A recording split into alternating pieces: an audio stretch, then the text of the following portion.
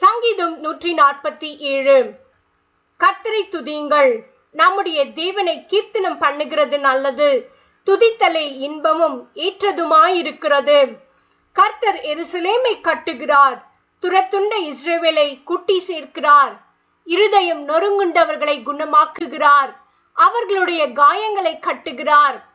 அவர் நட்சத்திரங்களின் இலக்கத்தை எண்ணி அவைகளுக்கெல்லாம் பேரிட்டு அழைக்கிறார்.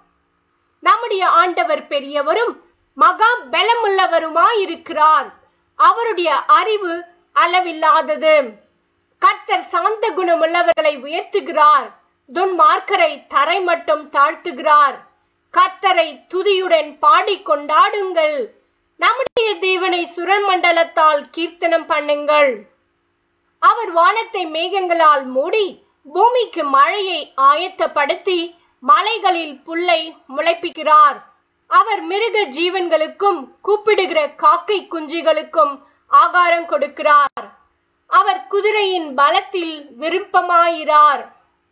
வீரனுடைய கால்களில் பிரியப்படார். தமக்கு பயந்து தமது கிருபைக்கு காத்திருக்கிறவர்கள் மேல் கர்த்தர் பிரியமாயிருக்கார்.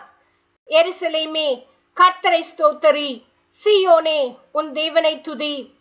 அவர் உன் வாசல்களின் தாழ்பால்களை பலப்படுத்தி உன்னிடத்தில் உள்ள உன் பிள்ளைகளை ஆசீர்வதிக்கிறார். அவர் உன் எல்லைகளை சமாதானம் உள்ளவைகளாக்கி உச்சிதமான கோதுமையினால் உன்னை திருப்தியாக்குகிறார். அவர் தமது வார்த்தையை பூமியிலே அனுப்புகிறார். அவருடைய சொல் மகா தீவிரமாய் செல்லுகிறது. பஞ்சை போல் உறைந்த மழையை தருகிறார். சாம்பலை போல உறைந்த பனியை தூவுகிறார். அவர் தமது கல் மழையை துணிக்கைகளாக அனுப்புகிறார். அவருடைய குளிருக்கு முன்பாக நிற்பவன் யார்? அவர் தமது வார்த்தையை அனுப்பி அவைகளை உருக பண்ணுகிறார். தமது காற்றை வீசும்படி செய்ய தண்ணீர்கள் ஓடும்.